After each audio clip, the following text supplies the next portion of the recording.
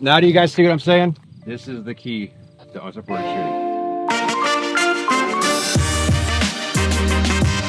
In this episode, Jay and Larry are going to break down for us why slings are the master key for developing stability in unconventional positions. Now, the reason I wanted to highlight this and show this, and I felt it was important to show this, is because a lot of people know Ridgeline for their scoped carbine stuff, but they have a whole wide spectrum of classes that they offer, including CQC, recce rifle, night vision, pistol. They have all of it, precision rifle. So anything you're looking for, they do. So there's a lot you can get from them besides just scope carbine stuff. And I felt like this actually applied to all rifle shooters and not just scope carbine. So I wanted to highlight this. I think you guys will find it helpful. I'll chime in on the back end, but I'll let you guys get into it. We're gonna start working some unsupported stuff.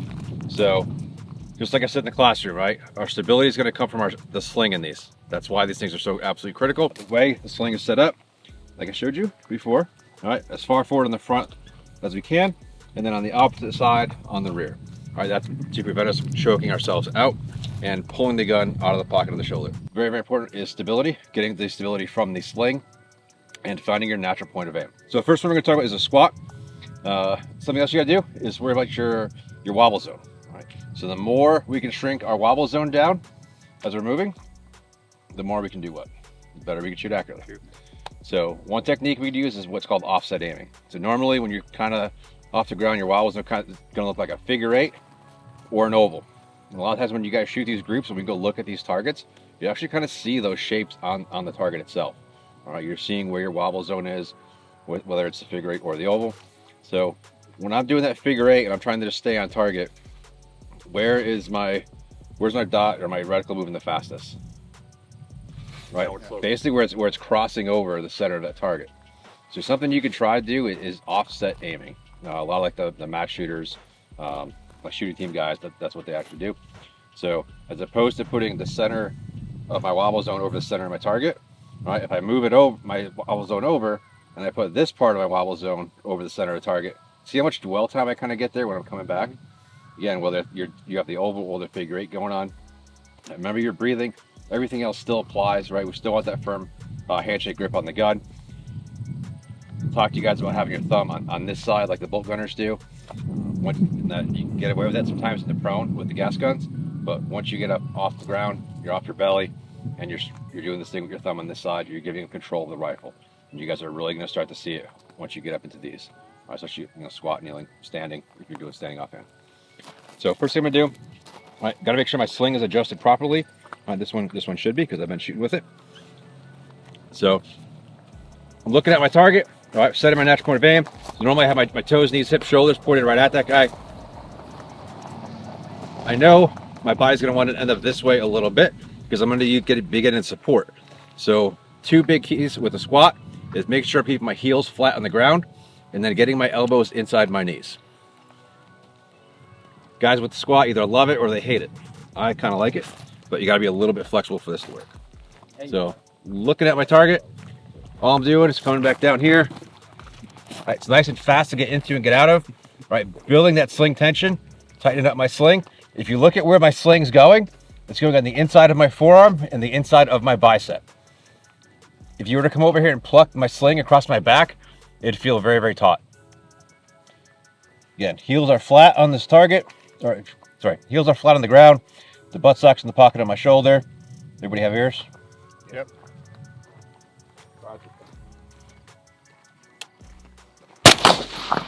All right. That's it. Dead center of target. Try to kick this thing out.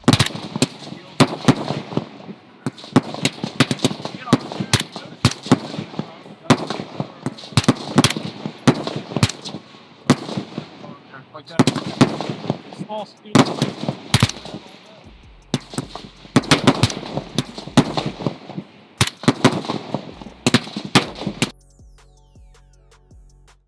All right, so we'll get into unsupported kneeling stuff. Again, it's not going to be the stability and kind of reticle movement that you're going to get off of prone or even shooting off barricades type stuff. So a lot of the fundamentals still apply from the squatting that Jay just talked about. Sling technique, you're still using it the same way. You're still wrapping your arms the same way, still taking the tension out with the sling. So as I get into here with kneeling, so unlike squatting, if you guys notice on squatting, to get into your natural point of aim, your hips almost had to be beladed off a little bit. Like, I'm not gonna say exactly at a 45 because it depends on your body type. But they'd have to be beladed off a little bit for you to be in your natural point of aim. The reticle wants to be on the target. Kneeling's a little bit better in the fact that you can square up to the target a little bit more and drop straight into it. So again, a lot of this stuff depends on flexibility of yourself, kind of your body type, if you will. So like, we don't want to speak in absolutes here, so I'm not saying that these are the ways that you have to do it, but these are kind of the little tips and tricks that we found tend to be pretty good. So for kneeling, again, I'm going to face my target, square up with the target, and then as I drop into my kneeling, take one step out and I suck that back foot up under my butt right there. So what this does, if I go laces down to the ground, some people can't do that because they don't have the ankle flexibility, and that's fine. In that case, you can do your heel up or your toe on the ground like that, but if you can do your ankle or your laces down on the ground, that's a lot better. If you do have to do this, kind of a little cheat, if you have a game changer, rear bag or anything like that, and you take it and you suck it up under that foot, and now it gives you a little bit more room to not be kind of stretching your ankle down into the side like that a little bit more, and you can rest kind of the top of your foot right on that, and it just provides more contact with the ground, which is what we're looking for. So as we drop down into here, again, take all the tension out of the sling. My non-firing hand and elbow is on kind of the inside of my knee right here, supporting the front of the gun. And as we drop down and tension in, it's really just right there. That's really it. Any questions on that? Anything to add?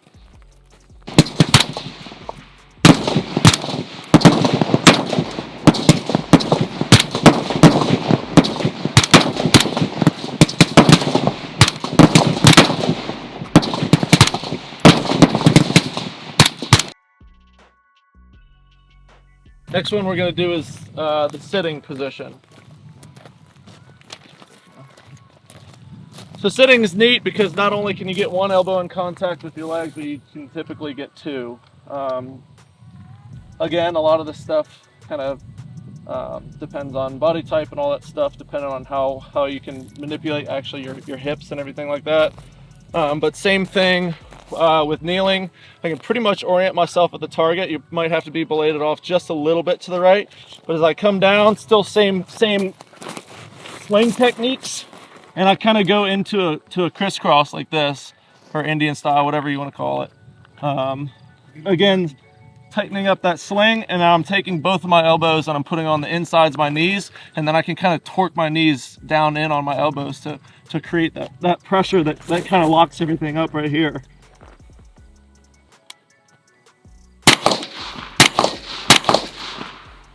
Just like that. That's really it. Honestly, there's not too much more to explain than that doesn't. All the same fundamentals of the other ones apply.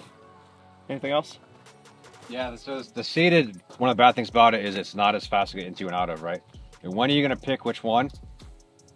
Distance. Same thing, right? Distance to the target, size of the target, how long the target's going to be exposed, how much time you have to get down onto the ground. So, but why are we even not shooting from the prone? Might be something you have to shoot over. Yeah, there's either terrain, vegetation, structure, something out there is keeping us from being able to get down there. So we have to shoot over it for whatever reason. And maybe it's the obstruction is farther out, and where I am, I don't have something I could use as a support. Right? Otherwise, if there was something there, then I would shoot off of that. But you don't always have that. Sometimes you just end up in a really crappy piece of ground, and you got to do the best you can with what you have.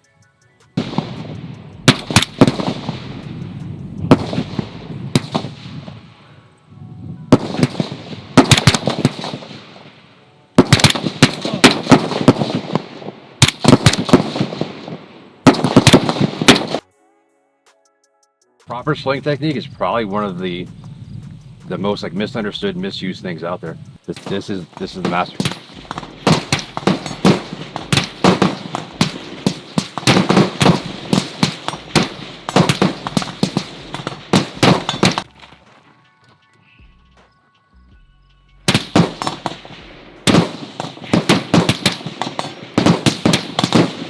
So coming out of that, I found this very useful because this is something that I honestly had not practiced until this time. Like we've done some shooting stuff, but not utilizing a sling like that for standing, squatting, kneeling, things like that.